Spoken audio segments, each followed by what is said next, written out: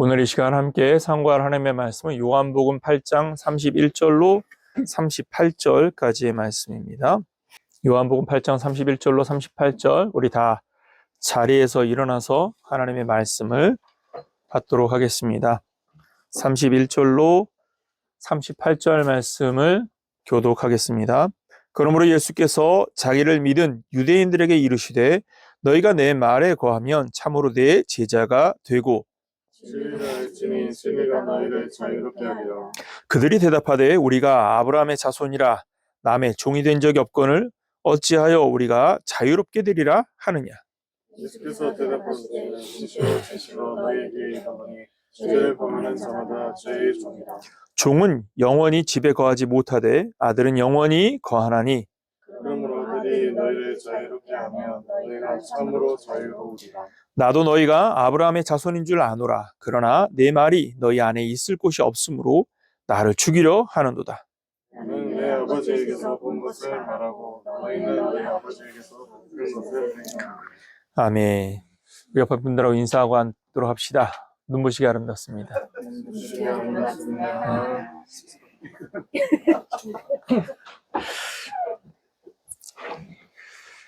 약간 오글거리는 멘트이긴 한데 이것은 신앙의 고백입니다. 왜 이것을 신앙의 고백이라고 말을 하냐면 우리가 이 땅에 살면서 만나는 숱한 사람들을 보면 믿음을 가장 많이 말을 하는데 이 교회 안에서 얘기입니다. 교회라는 공동체를 통해서 믿는 자들과의 만남을 갖는데 근데 사실은 믿는다고 말하는 사람들조차도 삶의 가치가 보여지는 것에 있습니다. 멋진 옷을 입고 또 화려한 지위를 갖고 있고 사회적인 어떠한 배경을 갖고 있는 사람을 더 존경하고 그리고 더 따르는 그래서 믿는 자들의 아름다움도 거기에서 준하고 언젠가 예수님이라면 어떻게 하실까라는 책이 있었는데 그 책의 출발점은 이거였습니다. 교회 안에 들어가지 못하는 한 사람이 울고 있는데 예수님이 그 곁에 오셔서 울지 마라. 나도 이 교회에 못 들어가고 있다. 왜 이러한 말로 시작을 했느냐 하면 사람들이 사회적 가치로 믿음을 평가하고 그것으로서 사람을 평가하다 보니까 교회라는 공동체 안에 이미 교회가 아닌 사회적 가치로만 채워져 있는 그래서 사실은 아름답다고 말할 때 우리의 이것이 신앙의 고백이어야 한다는 이유는 무엇이냐면 그 사람의 겉모양이 아니라 그리고 그 사람의 됨됨이가 아니라 그 사람을 위하여 구속의 보혈을 흘리신 예수 그리스도의 빛이 그곳에 있기 때문에 우리는 그 빛을 보면서 아름답다라고 말을 하는 것입니다. 여러분, 사람과 사람을 볼 때에 그 사람의 겉모양을 보지 말고 그 사람 안에 거하시고 그 사람을 위하여 생명의 빛을 부으신 그 생명의 빛이 되시는 예수 그리스도를 바라보는 자가 되기를 예수님으로 축원합니다. 그래서 눈부시게 아름답다고 말할 때 사람의 아름다움을 말을 하면 오글거리죠. 어떻게? 그러나 그 안에 계신 빛이신 예수의 아름다움을 선언하는 것이기 때문에 신앙의 고백으로서의 아름다움을 선포하는 것이 될 줄 믿습니다. 그런 의미에서 진심을 담아서 다시 한 번 더 한 번 더 인사하도록 합시다. 눈부시게 아름답습니다. 눈부시게 아름답습니다. 예. 오늘 우리가 함께 상고하고자 하는 것은 믿음이란 무엇인가에 대한 부분입니다. 물론 이제 저는 자주 이 믿음이란 무엇인가에 대한 정의를 언급을 하게 되는데 오늘 성경 본문을 묵상을 하면서 설교 제목을 어찌할까? 제목도 쉬운 건 아니에요.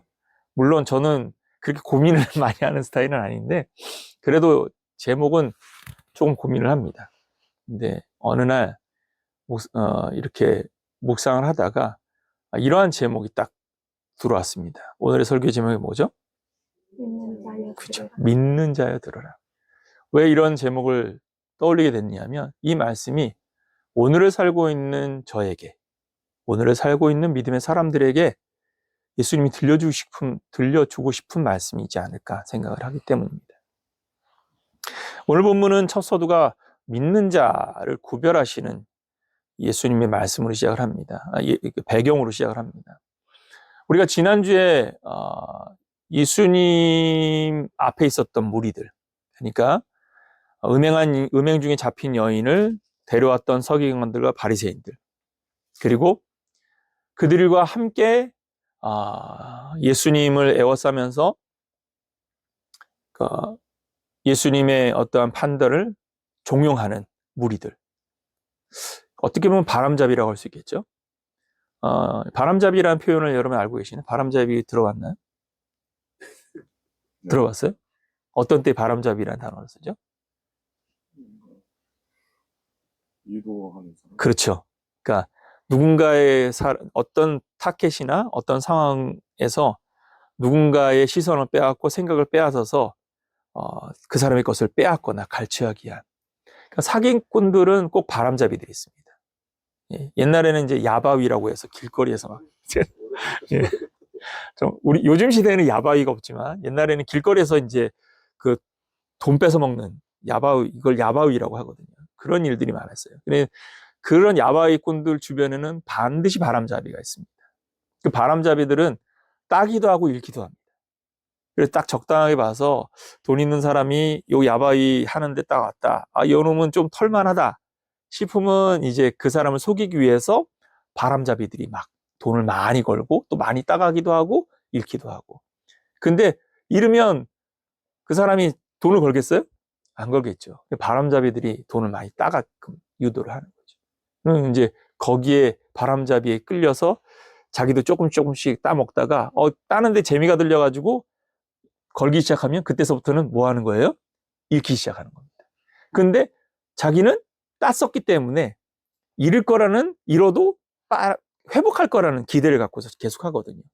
결국은 빌터터리가 돼버리는 바람잡이 역할들이 있는 거죠. 예수님 앞에 모였던 무리들 중에는 바로 이런 바람잡이도 분명히 있었을 겁니다. 그리고 또한 아무것도 아니고 그냥 방관하는 사람들. 교회 안에도 그런 사람들이 있잖아요. 교회 안에도 무슨 일이 벌어지든지 그래, 이기는 편이 내 편이야. 잘 싸워봐. 이 일이 뭐가 진실이고 뭐가 거짓인지 관심 없어. 어찌됐든 간에 최후의 결론이 나는 놈이 이기는 놈이야. 그러니까 최후에 이기는 놈이 이기는 놈이니까 끝까지 한번 그냥 잘 지켜보고 있다가 누가 이겼네? 그러면 이제 저 사람이 이긴 거니까 저 사람이 질린 거야. 그럼 진 놈은 나쁜 놈이고. 단순하게 결론을 내려. 아마 유대인의 무리들 중에도 이런 사람들이 있었을 겁니다. 야, 서기관과 바리새인들, 당시의 종교 지도자들과 당시 예수님께서 급속하게 인기를 얻으면서 자신의 임금으로까지 추대됐잖아요. 유대인들이 임금으로까지 추대하려고 했었던 사람이잖아요. 그러니까 인기 급상승하는 그 종교적인 지도권을 갖고 있는 사람과 인기를 급상승하고 있는 사람이 충돌하는 현장이니까 요것 봐라. 요 현장에서 뭔가 재미있는 결과가 있지 않을까 하고 모여 있었던 사람들이 분명히 있었을 겁니다. 이런 상황 속에서 예수님이 말씀을 주시고 교훈을 주십니다. 놀라운 일은 뭐냐면 이 교훈을 들었던 이 수많은 사람들이 똑같은 환경과 똑같은 상황 속에서 말씀을 들었던 사람들 중에 어떤 사람들이 일어나기 시작했다고요? 예, 믿는 자가. 지난주에 했던 설교인데 너무나도 저를 다들 많이 쳐다보고 계셔가지고 자, 30절 말씀, 바로 앞에 30절 말씀 한번 다시 읽어봅시다. 시작. 이 말씀을 하심에 많은 사람이 믿더라. 헬라어 원어의 어문으로 들어가 보면 이 믿음이라는 표현이 예수에 대한 완전 절대적인 믿음은 아니라는 단어적 의미가 있어요. 근데 그런 헬라어적 원어적 의미를 떠나서라도 오늘의 이 상황이 이 믿음을 가진 사람들이 예수를 전적으로 믿는 자들이 아님을 우리는 확인할 수가 있습니다. 자, 어찌됐든 믿음을 갖게 된 사람들에 대한 이야기입니다. 자, 이 사람들을 이제 예수님께서 구별하십니다. 그리고 그들을 불러내십니다. 그들에게 말씀하십니다. 믿는다고 하는 사람들에게. 자, 31절을 읽어봅시다. 같이 읽어볼까요? 시작. 그러므로 예수께서 자기를 믿은 유대인들에게 이르시되, 자기를 믿는 유대인들에게 이르시되. 자, 상황이 바뀌고 있습니다. 어떤 상황으로 바뀌었냐면 서기관과 바리새인들 그리고 바람잡이들과 구경꾼들 숱한 사람들 중에서 예수님의 교훈을 듣고 예수님의 말씀을 듣고 믿는 사람들이 일어납니다. 믿는 자들을 예수님이 부르십니다. 그들을 불러서 지금 예수님께서 말씀하시는 겁니다. 그래서 믿는 자여 들으라 라는 주제를 얻게 된 겁니다. 한번 따라봅시다. 믿는 자여 믿는 자여 들으라. 들으라. 자, 이제 출발은 여기 있는 것이죠. 과연 이 믿는 자들 중에 진짜 믿음과 가짜 믿음이 있음을 구별시키려고 하는 것이라고 생각할 수 있을 겁니다. 앞서 말씀을 드린 대로 믿음이라는 것은 참 애매모호한 것이 믿음이라는 것은 그 비중을 어떻게 판단할 수가 없습니다. 내가 믿는다고 하는데 그 믿음에 대해서 누가 의심한다고 해서 그 의심 때문에 그 믿음이 가치가 떨어지는 건 아니잖아요. 그러니까 결국은 믿는다고 말하는 사람이 갖고 있는 믿음의 경중은 자기 자신과 하나님이 하시는 거겠죠. 그런데 중요한 건 뭐냐? 믿는다는 건 무엇인가에 대한 물음을 분명히 해야 될 것입니다. 자, 예수님께서는 믿는 자들을 불러서 믿는 자들에게 하시는 말씀입니다. 31절과 32절에 예수님의 말씀만 한번 읽어보도록 합시다. 예수님 말씀만 한번 읽어볼까요? 시작. 너희가 내 말에 거하면 참으로 내 제자가 되고 진리를 알지니 진리가 너희를 자유롭게 하리라. 자, 누구에게 한 말씀이라고요? 믿는 자에게 한 말씀입니다. 자, 이 믿는 자라는 주제를 던져놓고 예수님께서 믿는 자에게 이렇게 말씀하십니다. 너희가 내 말에 거하면 참으로 내 제자가 되고 진리를 알지니 진리가 너희를 자유롭게 하리라. 이제 우리가 성경 공부를 하면서 제가 여러분들에게 늘 말했듯이 문장은 단문화하는 게 이해하는 데 빠르다고 했죠. 단문화해 봅시다. 첫 번째 단문이 무엇입니까? 너희가 내 말에 거하면입니다. 두 번째는 참으로 제자가 된다. 세 번째는 진리를 알면, 네 번째 진리가 너희를 자유롭게 한다. 네 개의 문단이 나오게 됩니다. 이 네 개의 문단을 가만히 들여다보십시오. 첫 번째, 내 말에 거하면이라고 말합니다. 말에 거하다라는 의미가 뭘지를 먼저 질문해야 되겠죠. 말에 거한다는 건 무엇입니까? 자, 말에 거하면 뭐가 된다고요? 참으로 내 제자가 된다. 그 등식이 형성이 되는데 예수님의 말씀 안에 거하는 자가 어떤 사람이라고요? 제자라는 겁니다. 두 번째 단락을 보면 진리를 알면 진리가 무엇을 준다고요? 자유를 준다. 다시 돌아가서 거꾸로 생각해 봅시다. 자, 그럼 진리는 무엇입니까? 진리는 뭐죠? 진리가 뭐냐고 물어보면 성경으로 다시 돌아가 봐야겠죠. 진리를 성경에서는 뭐라고 말합니까? 범위가 넓으니까 요한복음에서는 뭐라고 말할까요? 요한복음 1장 14절 말씀을 보시도록 합시다. 같이 한번 읽어볼까요? 시작. 말씀이 육신이 되어 우리 가운데 거하심에 우리가 그의 영광을 보니 아버지 독생자의 영광이요 은혜와 진리가 충만하더라. 자, 은혜와 진리가 어디에 충만하다는 겁니까? 그렇죠. 말씀이 되신 그분에게. 말씀이 되신 그분에게. 그러니까 여기에 재밌는 등식이 있어요. 진리가 무엇과 지금 연결되어져 있어요? 말씀과 연결되어 있습니다. 그리고 말씀이 육신이 됐다고 했기 때문에 육신이 되신 그분, 예수 그리스도를 말하는 것이죠. 다시 말하면 예수 그리스도는 말씀이시며 또한 진리시다. 진리는 말씀이고 말씀은 또한 예수님이시고 예수님은 진리시다. 이 공식이 허락되는 것이죠. 자, 1장 17절을 한번 볼까요? 17절 다시 한번 더 봅시다. 시작. 율법은 모세로 말미암아 주어진 것이요 은혜와 진리는 예수 그리스도로 말미암아 온 것이다. 진리는 누구로부터 왔어요? 예수님으로부터 왔습니다. 자, 이제 다시 돌아와서 오늘 본문을 보면 진리를 안다라는 것은 예수를 안다라고 바꿀 수 있겠죠. 또한 예수를 안다는 말은 무엇을 안다는 것과 같은 것이 될까요? 말씀을 한다는 것 같은 것이죠. 자, 보세요. 진리와 예수와 말씀이 하나의 등식으로 연결되어 있어요. 진리와 말씀과 예수가 분리되어 있지 않습니다. 진리를 알면 예수를 아는 것이고 예수를 알면 말씀을 아는 것이며 말씀을 알면 진리를 아는 것입니다.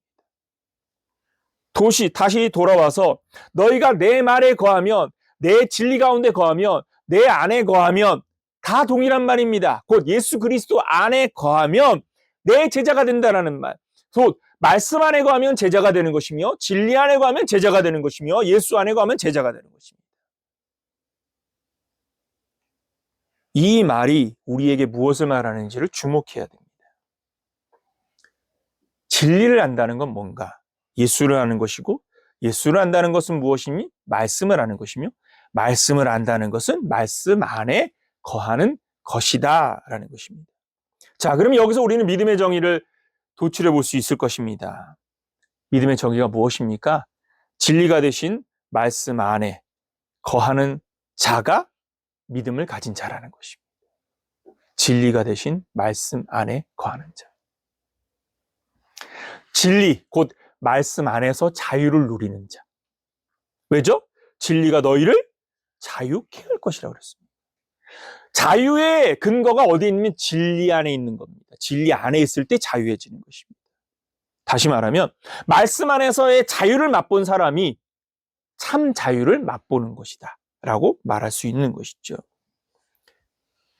믿는 자는 말씀을 행하면서 그 말씀을 행하는 즐거움 가운데 사는 자라고 말할 수 있을 것입니다. 한번 따라 봅시다. 믿는 자는 진리를, 말씀을 행하면서 그 말씀에, 그 진리에 즐거움 가운데 사는 자이다. 여러분, 자, 우리가 알고 있는 믿음과 성경이 오늘 우리의 요한복음이 우리에게 정의하고 있는 믿음의 차이는 무엇입니까? 우리의 자유는 돈으로부터 자유, 우리의 자유는 사회적 지위로부터의 자유, 사회적 환경으로부터의 자유로 말합니다. 그러나 진정한 의미에서의 제자된 자의 자유는 무엇이냐면 말씀 안에서 누리는 자유여야 한다는 것입니다. 말씀 안에서 누리는 자유는 무엇입니까? 말씀이 내 삶의 가치가 돼서 그 말씀을 실행하고 행동하고 그 말씀을 내 삶에 펼치면서 그것의 즐거움, 그것의 기쁨, 그것을 펼치는 삶의 행복을 누리는 자만이 그 사람이 진짜 말씀을 따라가는 자이며 그 말씀 안에서 참 자유를 맛보는 자라는 것입니다. 그 사람이 어떤 사람이라는 겁니까? 믿음을 가진 사람이라.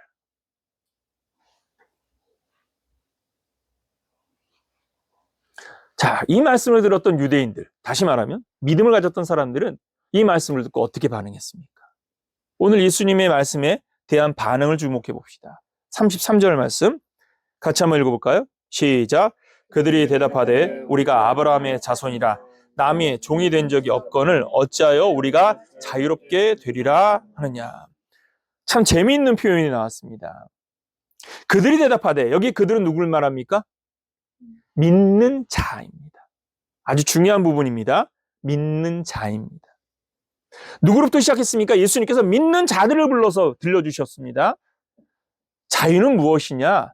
진리를 아니고 진리 안에 거하는 것이고, 진리를 알면 제자가 될 것이고, 제자가 된다는 것은 내 말 안에 거하는 삶을 살게 될 것이다. 결국은 믿음이라는 건 뭐냐? 말씀 안에 거하는 삶을 사는 자가 믿음을 가진 자라는 것입니다. 근데 아브라함의 자손이라고 말하는 이들이 자기들이 남의 종이 된 적이 없는데 어찌하여 우리가 자유롭게 되리라고 말하느냐라고 말합니다. 이 말은 무슨 말입니까? 거듭남에 대하여 니고데모에게 말씀하셨을 때 알아듣지 못했던 것처럼 이 믿음을 가진 자들은 이 예수님의 말씀을 지금 못 알아듣습니다. 무슨 말이지? 우리가 얽매인 적이 없는데? 여러분, 지금 이 유대인들은 얽매이지 않았습니까? 그렇죠. 왜요? 무엇으로부터 얽매이져 있습니까? 그렇죠. 이들은 지금 로마의 속국이에요. 자유인이 아닙니다. 그들에게 비록 자치권이 허락되어졌지만 그 자치권이 해방을 말하는 게 아닙니다. 그래서 그들이 기다렸던 메시아가 어떤 메시아입니까? 그렇죠. 로마에서부터 우리들을 해방시켜줄 메시아, 다윗과 같은 메시아, 창과 칼을 들고서 로마의 압제로부터 우리를 해방시켜가지고 이스라엘이라는 민족이 다시 이 땅 위에 세워지는, 가나안 땅에 세워지는. 지금 유대인들이 팔레스틴에서 왜 죽어라 전쟁을 합니까? 나라를, 자신의 나라의 영토를 회복하기 위하여서. 그렇죠? 지금의 유대인들과 똑같습니다. 모세 시대에는 출애굽의 여정을 겪었고 북이스라엘은 아수르에 의해 멸망했고 남유다는 바벨론에 의해 멸망했습니다. 그들의 역사에는 끊임없는 멸망의 역사였습니다. 현재 예수님 당시에 그들은 이미 로마의 속국 가운데 있습니다. 자기 나라가 없어. 근데 그들은 자기들이 속박되어져 있다는 사실을 인정하지 않는 겁니다. 너무 재밌지 않습니까? 그러면서 자기들을 누구의 자손이라고 말하고 있습니까? 아브라함이라는 겁니다. 왜 이들은 아브라함을 언급을 했을까요? 아브라함이 믿음의 선지인일 뿐만이 아니라 의롭다 하심을 얻었고 더 나아가서는 아브라함의 신앙 안에 자유를 자기네들이 표현하고 싶은 것이겠죠. 우리들이 갖고 있는 맹점은 무엇입니까? 우리가 신앙생활을 하면서 믿음을 말할 때 이 믿음에서 제일 오해하고 그리고 이 믿음에 대해서 제일 잘못된 신앙관을 가진 사람들은 누구일까요? 그것은 교회 밖에 있지 않고 교회 안에 성도들입니다. 성도들 자신이 자기 자신이 얽매여 있다는 것을 용납할 수가 없습니다. 나는 이미 예수의 보혈로 죄사함을 얻어서 자유하다라고 표현하는데 그런데 자기의 삶이 정말 자유한가라고 물어본다면 과연 자유하다라고 말할 수 있는 사람이 누가 있을까요? 자유는 뭡니까? 유대인들처럼 자신들의 본분을 알지 못하면 자기네들이 지금 자유한 자인지 아니면 속박 가운데 있는 자인지를 구별하지 못하게 되는 것입니다. 놀랍게도 복음에 대한 이 복음의 가장 큰 적은 어디 있느냐 하면 교회 안에 있다라는 것입니다. 교회 성도들이 복음에 대하여 가장 크게 오인하고 복음의 말씀을 가장 처절하게 듣지 않습니다. 복음에 관심이 없습니다. 말씀을 들으면서도 그리고 말씀대로 살지 않고 말씀대로 살자고 하는 사람들을 또한 가만히 두지 않습니다. 믿음을 평가하고 저울질합니다.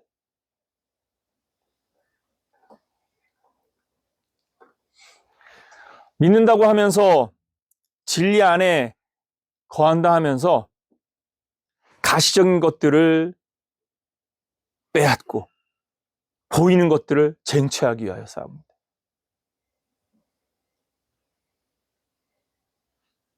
그러나 여러분, 참 믿음을 가진 사람들은 빼앗기는 것처럼 보이고 다 내어주는 것처럼 보이지만 어떤 것도 빼앗기지 않습니다. 왜일까요? 왜입니까? 가시적인 것은 빼앗긴다 할지라도 불가시적인 것, 곧 보이지 않는 복음의 능력과 은혜는 절대로 볼 수 없는 자들이 빼앗을 수 없기 때문입니다. 복음의 능력은요, 빼앗길 수가 없습니다. 하나님 안에서 누리는 자유는 빼앗길 수가 없습니다. 진리 안에 거하는 자들이 소유한 것은 어떤 것도 진리 밖에 있는 자들이 빼앗을 수가 없습니다. 그것이 진정한 자유가 갖고 있는 힘입니다. 이렇게 자기가 얽매여 있는 자인지를 모르는 자들에게 예수님께서는 뭐라고 대답을 하십니까? 여러분 34절 다시 한번 봅시다. 34절입니다. 같이 읽습니다. 시작. 예수께서 대답하시되 진실로 진실로 너희에게 이르노니 죄를 범하는 자마다 이제 여기서 우리가 주목해야 될 것은 무엇이냐면 못 알아듣는다고 해서 예수님이 말씀을 멈추지 않는다는 사실입니다. 보십시오.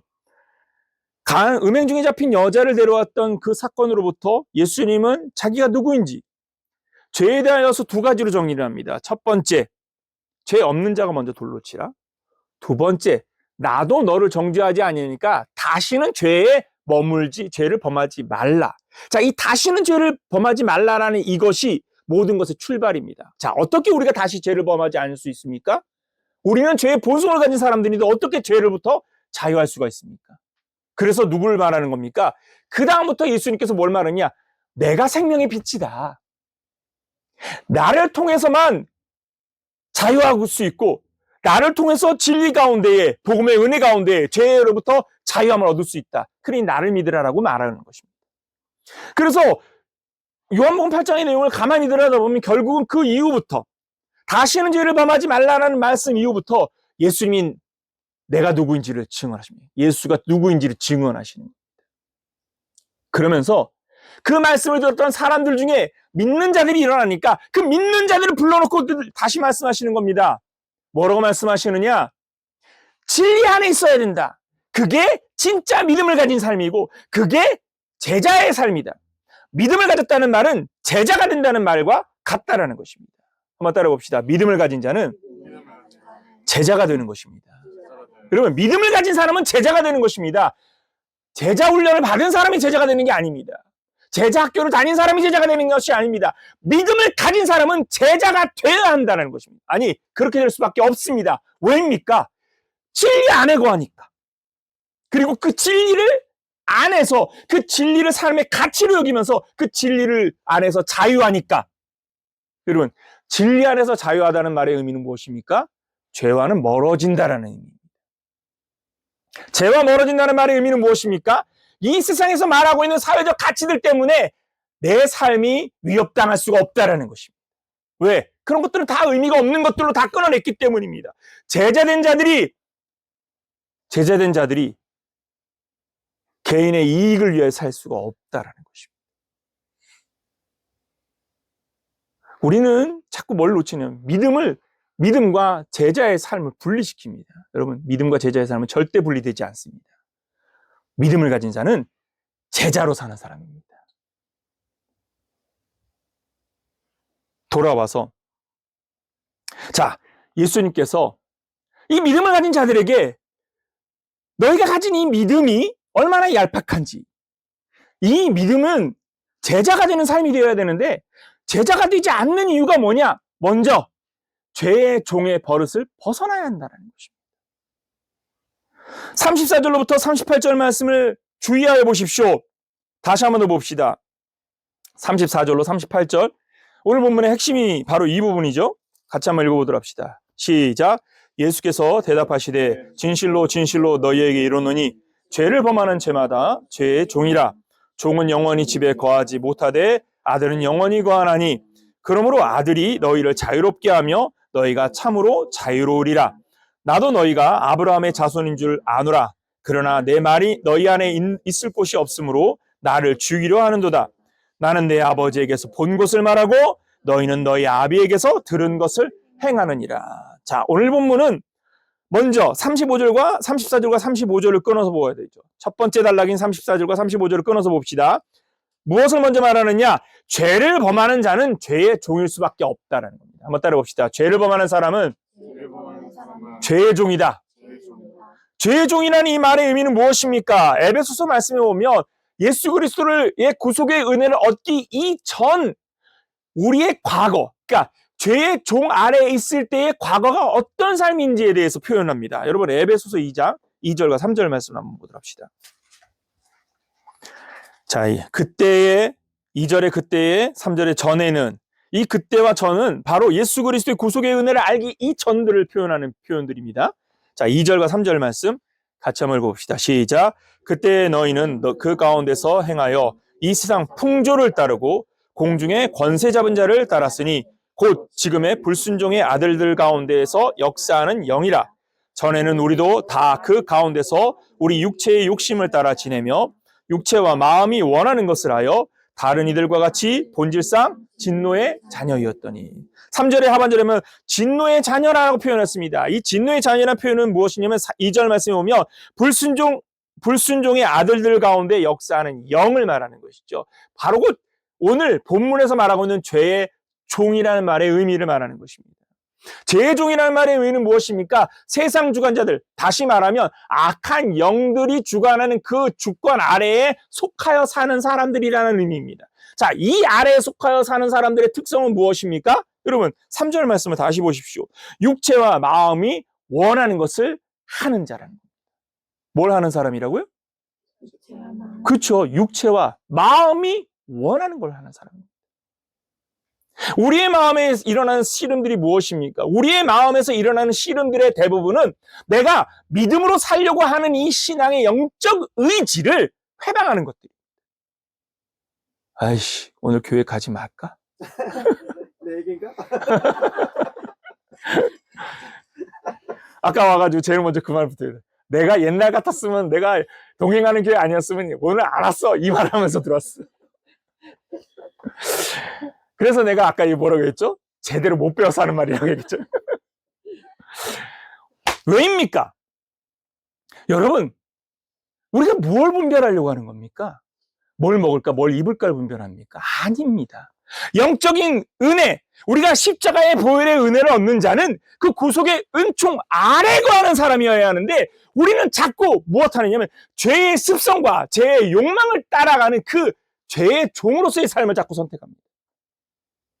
그리고 자기는 스스로 죄의 종으로서의 삶을 선택하면서 믿음을 가졌다고 말하니까 이게 안 맞는 겁니다. 말로는 믿음을 말하는데 행동은 어디가 있어? 예, 세상에 가서 세상이 원하는 대로, 세상이 뜻하는 대로, 세상이 갖고 있는 마음의 욕망을 따라서 살도록 우리의 삶을 자꾸 무너뜨려 버립니다. 그러니 우리의 믿음이 요원할 수밖에 없는 것입니다. 아무리 믿음을 외쳐도 소용이 없는 겁니다. 죄의 종 아래에 있으면 그저 죄의 종일 뿐입니다. 믿음은 무엇입니까? 죄의 종의 그늘에서 벗어나는 것이 믿음입니다. 그래서 예수 그리스도의 종이 되어야 되는 것입니다.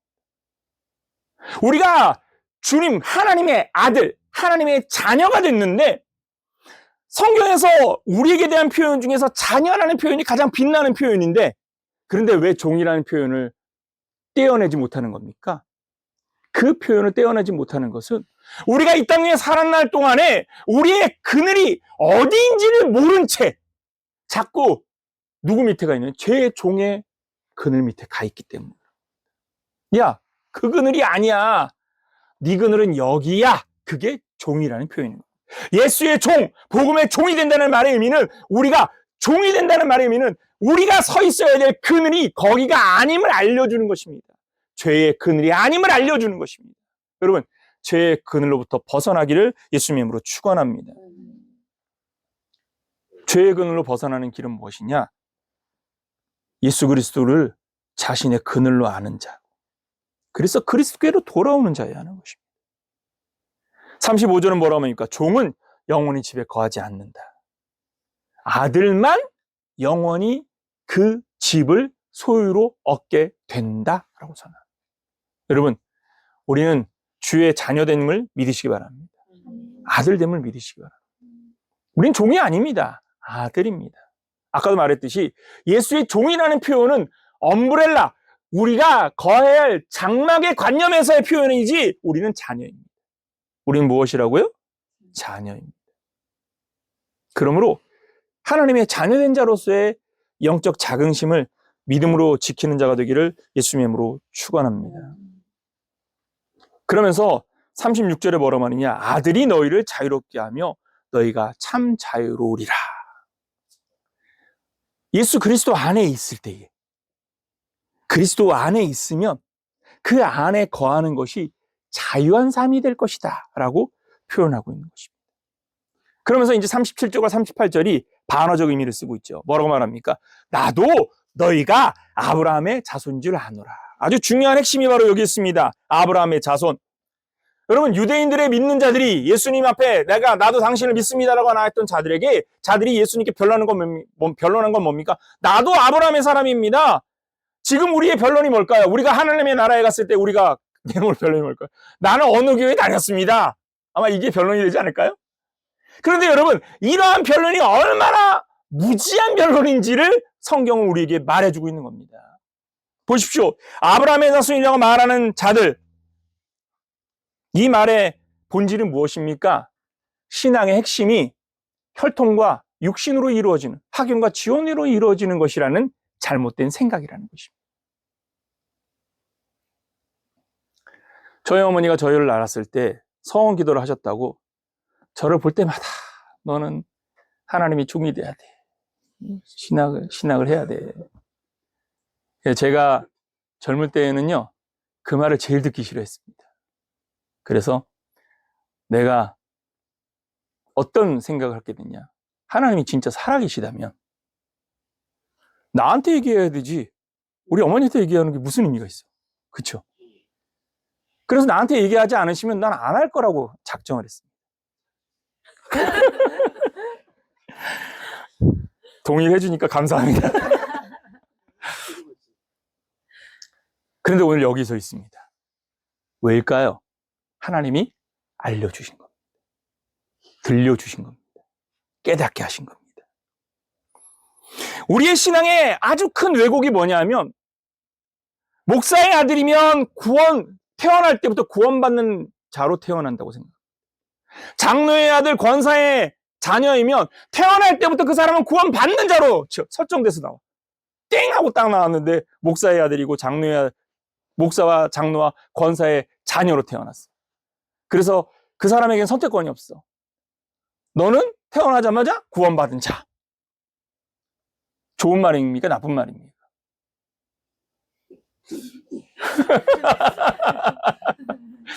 여러분, 나쁘다고 말할 수 없어요. 큰일 납니다. 나쁘다고 말할 수 없어. 근데 구원의 원리는 혈통에 의해서 맺어지는 것이 아니라는 것을 잊어선 안 됩니다. 내가 만나는 하나님. 여러분, 하나님은 절대 1+1의 하나님이 아닙니다.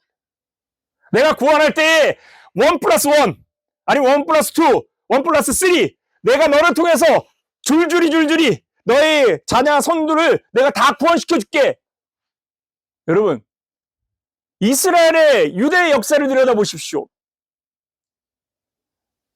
성태이가 어린 시절에 이제 저희 집은 성경 읽기 쓰기를 학교를 가기 전에 무조건 그거 시켰거든요. 그때는 제가 얼마나 율법주의자였는지.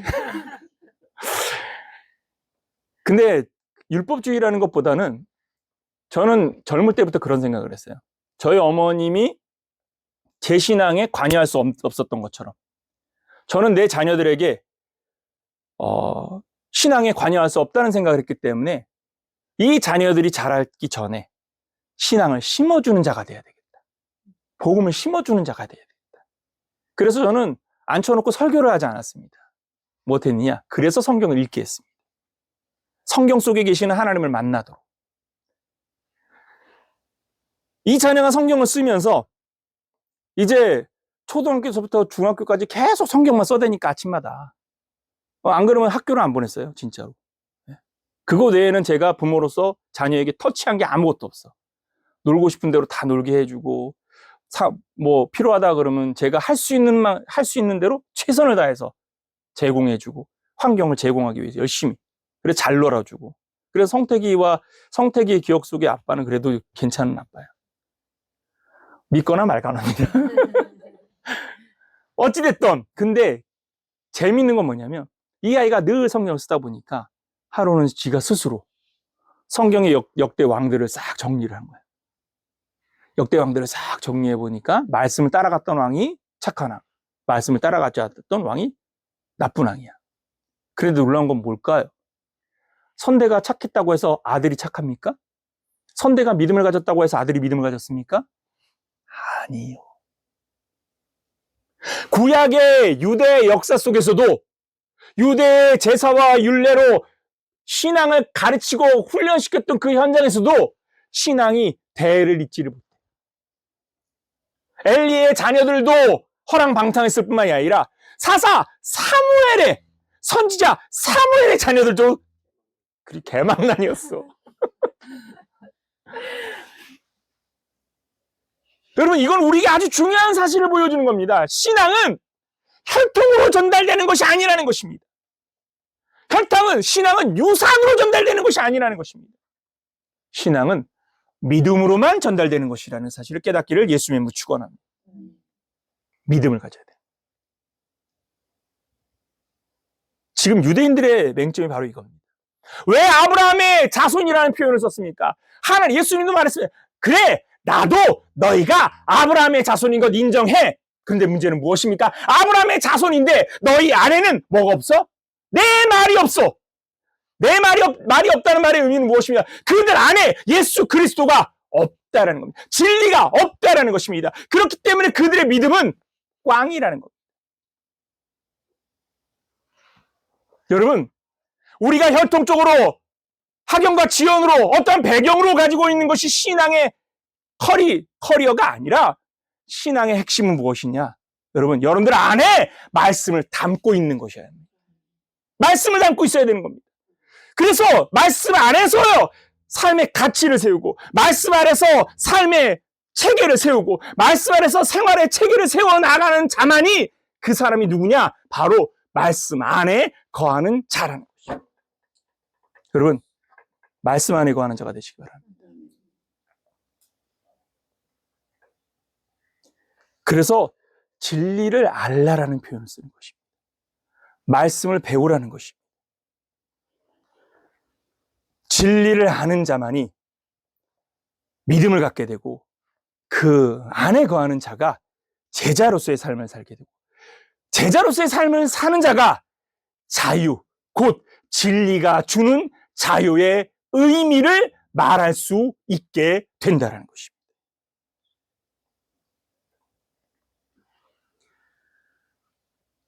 제가 참 아팠던 건 뭐냐면 장로라는 사람이 제 방에 와서 하는 말이 뭐였냐면 내가 이 교회에 너보다 더 오래 다녔어. 그래서 내가 너보다 교회를 더 사랑해. 야, 이게 얼마나 무지한 말인지 모르고 담임 목사 앞에 와서 그런 얘기를 해요. 그것도 얼마나 자랑스럽고 얼마나 여러분, 근데 이게 얼마나 무지한 말인지를 모른다는 거예요. 이게 지금의 교회라는 거. 우리가 정말 무엇을 믿는지, 무엇을 믿어야 하는지, 무엇을 바라봐야 하는지, 뭘 따라가야 하는지, 무엇을 지켜야 하는지, 무엇을 붙잡아야 하는지, 말씀이 가치가 아니라, 복음이 가치가 아니라 자기가 쌓아 올린 교회당, 자기가 쌓아 올린 관계망, 사실 그것도 자기가 쌓은 거 아니에요? 하나님이 주신 거지. 아닙니까? 여러분, 말씀 안에 거하는 자가 됩시다. 복음 안에 거하는 자가 되십시오. 이 말씀을 주님께서는 우리의 마음에 심기를 원하십니다. 그래서 마음에 심으라고 말씀하고 있는 겁니다. 고린도후서 3장 3절 말씀 보십시오. 고린도후서 3장 3절 말씀. 같이 한번 읽어볼까요? 시작. 너희는 우리로 말미암아 나타난 그리스도의 편지니 이는 먹으로 쓴 것이 아니요 오직 살아계신 하나님의 영으로 쓴 것이며 또 돌판에 쓴 것이 아니요 오직 육의 마음판에 새긴 것이라. 여러분, 마음에 새겨진 말씀을 따라 사는 자가 하나님의 영으로 사는 자입니다. 하나님의 영으로 사는 자가 그리스도의 편지인 것입니다. 그리스도의 편지라는 말의 의미는 무엇입니까? 이 땅 위에 하나님의 말씀을 전달하는 메시지가 우리라는 것입니다. 교회라는 우리가 이 땅에 하나님의 말씀을 몸으로, 삶으로 보여주는 것입니다. 그래서 교회가 중요한 겁니다. 그래서 우리가 말씀으로 살아내는 것이 중요한 겁니다. 여러분, 예수 그리스도로 은혜를 얻은 우리가 구원의 은혜를 완성지어낸 우리들이 이미 그 은혜를 얻은 우리들이 더 무슨 의미로 이 땅에서 우리의 삶을 살겠습니까? 그 이유는 단합니다. 우리 안에 새겨진 이 말씀이 우리를 통하여 세상에 증거되게 하도록 우리가 편지가 되어야 된다. 우리가 글이 되어야 되는 겁니다. 여러분, 여러분들이 움직이는 글이 되시기 바랍니다. 살아서 역사하는 글이 되시기 바랍니다. 그래서 마음에 새기려고 하는 것입니다. 그런데 놀라운 건 뭔지 아십니까? 우리가 알고 있는 고대 사회, 구약 시대에도 하나님이 율법을 주셨을 때에 이미 이 율법을 주실 때에 그 근저에 새겨진 것이 성문화되어진 돌판에 새겨진 글이 아닌 그것을 마음에 새기기를 원하셨다는 사실을 깨닫기를 예수님은 축원합니다. 처음부터 하나님의 말씀을 주셨을 때 하나님이 주실 때 그 마음 자체가 성문화되어진 책으로서의 목적이 아니라 우리의 마음에 새기기를 바라는 말씀이었다는 거예요. 여러분 신명기 6장 쉐마 이스라엘 6장 4절로부터 9절의 말씀인데 5절, 6절, 7절만 읽어보도록 합시다. 쉐마 이스라엘, 들으라 이스라엘이라는 본문을 여러분들이 잘 알 겁니다. 신명기 6장 4절부터 9절의 말씀인데 그 중에서 우리가 5절, 6절, 7절 세 절의 말씀만 같이 읽도록 합시다. 같이 읽겠습니다. 시작. 너는 마음을 다하고 뜻을 다하고 힘을 다하여 내 하나님 여호와를 사랑하라. 오늘 내가 네게 명하는 이 말씀을 너는 마음에 새기고 내 자녀들에게 부지런히 가르치며 집에 앉았을 때든지 길을 갈 때든지 누웠을 때든지 일어날 때든지 이 말씀을 강론할 것이며. 여러분 모세를 통하여 율법을 주신 그 순간부터 이미 주님께서는 무엇을 원하셨느냐면 돌판에 기록되어진 성문화되어진 말씀으로서의 가치가 아니라 마음에 새기는 말씀, 의식에 담는 말씀, 그리하여서 그들의 의식 속에 그들의 마음 속에 말씀이 삶의 가치로 새겨지기를 원하셨다는 겁니다. 그러한 그리스도인으로 그들이 그러한 유대인으로 그들의 삶을 살아냈다면 그러면 그 나라는 지금 계속 유지되고 있었을 것입니다. 여러분 우리가 지금 해야 할 일은 무엇입니까? 말씀을 담는 일입니다. 왜 이 예배가 빛나는 겁니까? 왜 이 주일의 예배가 2000년이 지난 이후에도 멈추지 않는 겁니까? 주일의 예배가 멈출 수 없는 이유는 무엇이냐면 우리의 의식 속에 우리의 마음 속에 하나님의 말씀을 끊임없이 새기고 또 새기고 새기고 또 새기고 그 마음을 담아내는 시간들을 우리가 가져야 하기 때문인 것입니다. 여러분, 여러분들의 마음에 담겨진 이 말씀들을 잊지 않기를 힘쓰는 자가 되기를 예수님으로 축원합니다. 마음으로부터 따라가야 되는 겁니다. 잠언 6장 20절과 21절 말씀에도 이렇게 말합니다. 잠언 6장 20절과 21절 말씀입니다. 내 아들아 내 아비의 명령을 지키며 내 어미의 법을 떠나지 말고 그것을 항상 내 마음에 새기며 내 목에 매라. 여러분 마음에 새기십시오. 주님께서는 우리에게 제자란 믿음이란 무엇인가에 대해서 말하면서 믿는 자들을 부르면서 말씀하십니다. 믿는 자여 들으라. 너희가 오늘 나의 강론을 듣고 믿는 자가 되어졌는데 믿는다는 건 뭐냐? 믿는다는 것은 말씀 안에 거하는 것이고 진리를 하는 것이며 그 진리가 주는 자유를 맛본 것이다 라고 말합니다. 그랬더니 믿는 자라고 말하는 자들이 예수님께 반론합니다. 우리가 아브라함의 자손인데 우리가 속박당한 적이 없는데 어찌하여 자유하다고 말씀하십니까? 그랬더니 주님이 하신 말씀이 너희가 자유하다고? 너희가 지금 죄의 종으로 살면서 진짜 자유하다고? 세상의 것을 삶의 가치로 여기고 그것을 얻기 위하여 도둑질을 하고 남의 것을 빼앗고 싸움질을 하며 분쟁과 다툼과 전쟁을 멈추지 않으면서 자유하다고? 그러면서 아브라함이 나의 선진이기 때문에 나는 이미 구원받았다고? 그래, 너희들이 아브라함의 후손인 건 나도 인정해. 그러나 너희 안에는 내 말이 없어. 여러분, 오늘 시대를 살아가고 있는 그리스도인들에게 예수님이 다시 재림하신다면 뭘 말씀하실까요? 우리 안에 말씀이 있는지를 들여다보실 겁니다. 우리의 심령 속에 말씀이 담겨져 있는지를 들여다보실 겁니다. 주님께서는 과연 우리가 어떠한 삶의 가치로 살아왔는지를 들여다보실 겁니다. 우리가 말씀을 마음에 품고 그 말씀이 주는 자유를 쫓아서 비록 육신적으로 사회적으로 환경적으로 무엇인가를 빼앗긴다 할지라도 그것을 빼앗기는 걸 두려워하지 않고 오히려 내 삶이 주는 자유, 복음이 주는 자유, 말씀이 주는 자유, 복음의 이 자유를 누리기 위하여 믿음으로써 자신의 삶을 펼쳐나간다면 하나님께서는 그것을 기뻐하실 줄 믿으시기 바랍니다. 지금 시대에 필요한 건 뭐냐면 말씀을 따라가는 삶의 모습을 가진 그리스도인인 것입니다. 지금의 규모와 지금의 배경들 때문에 우리는 더 발이 묶입니다. 앞서도 말씀드렸듯이 복음의 가장 큰 적은 어떻게 보면 교회가 돼가고 있습니다. 진짜 복음을 말할 수 없는 시대가 돼버렸습니다. 진짜 복음을 말하면 마치 싸우자는 것으로 인지하고, 그래, 내가 네 거 다 빼앗아 줄게 하고 덤벼듭니다. 근데 여러분, 다 내줘도 됩니다. 왜냐? 진짜 것은 빼앗을 수 없기 때문입니다. 할렐루야. 어느 누가 복음의 자유를 빼앗을 수 있습니까? 어느 누가 말씀의 능력을 빼앗을 수 있습니까?